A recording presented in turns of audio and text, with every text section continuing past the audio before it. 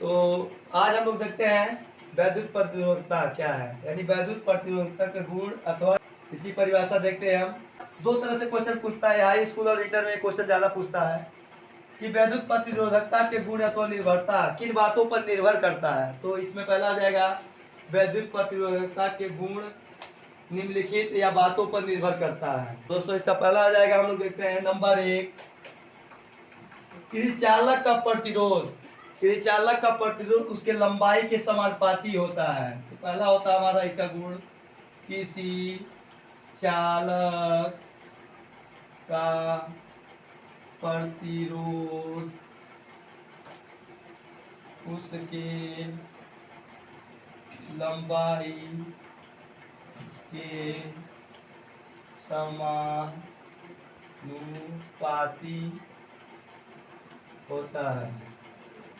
Number 1, यानी दोस्तों इसका एग्जांपल अगर लेते हैं तो जितना लंबा चालक तार होगा, मान लीजिए यह लंबाई का चालक तार है, तो हम क्या होता है दोस्तों कि तारों में रेजिस्टेंस छुपा होता है, यानी प्रतिरोध जो होता है तारों के अंदर होता है। जितना लंबा तार होगा उतनी लंबाई का क्या होगा, हमारा रेजिस्टेंस भी होगा। ये दोनों आपस में समानुपाती होता है, यानी आर समानुपाती एल के। तो ये पहला गुण ये हो गया।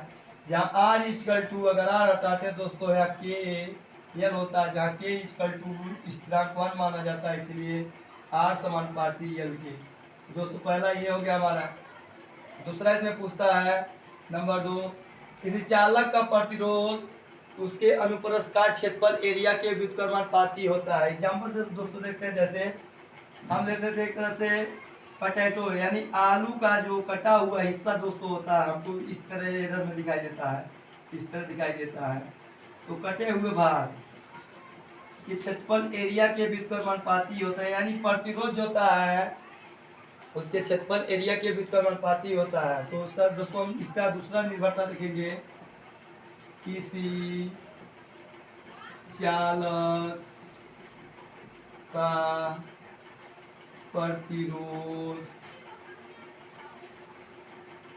उसके प्रस्थ काट, काट मतलब आलू का कटा हुआ दोस्तों, हम बात समझ सकते हैं एक तरह से। काट क्षेत्रफल एरिया के व्युत्क्रमानुपाती होता है।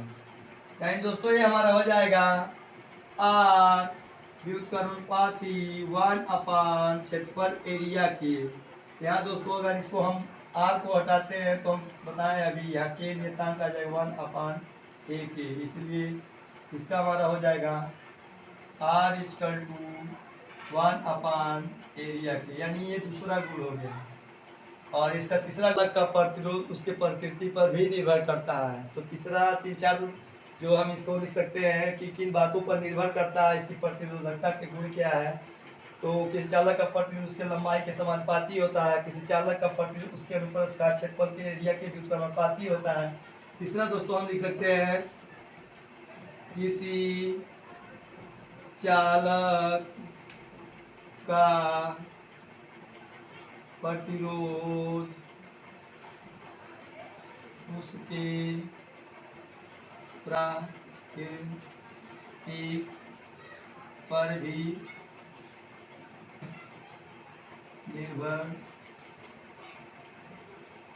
करता है। तो ये तीसरा दोस्तों हम 3-4 जो इसकी निर्भरता हम लिख देंगे, यानी ये कह रहा है इसको प्रकृति पर भी निर्भर करता। प्रकृति मतलब जैसे दोस्तों समझ लेते हैं पृथ्वी, पृथ्वी के अंदर गुरुत्वाकर्षण पाए जाते हैं जी। तो दोस्तों तो पृथ्वी के अंदर कहीं ना कहीं, क्योंकि पृथ्वी हमारी इतनी लंबी है कि उसमें रेजिस्टेंस का पता नहीं लगाया जा सकता है। तो ये क्वेश्चन कभी कभी दोस्तों पूछता है कि पृथ्वी का प्रतिरोध कितना माना जाता है, तो इन्फिनाइट इसको माना जाता है। पृथ्वी का प्रतिरोध इन्फिनाइट यानी अनंत अनंत अनंत होता है, क्योंकि पृथ्वी इतनी लंबा है दोस्तों कि इसके एरिया को पता नहीं लगाया जा सकता, इसीलिए इसमें क्या माना गया है, प्रतिरोध को आर इक्वल टू इन्फिनाइट माना गया है। तो कभी कभी यही पूछता है दोस्तों।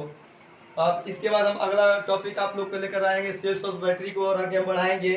फिलहाल ये विद्युत प्रतिरोधकता किन बातों पर निर्भर करती है, तो आज हम एक्सप्लेन किए हैं। मेरे चैनल को लाइक सब्सक्राइब करते रहिए। धन्यवाद।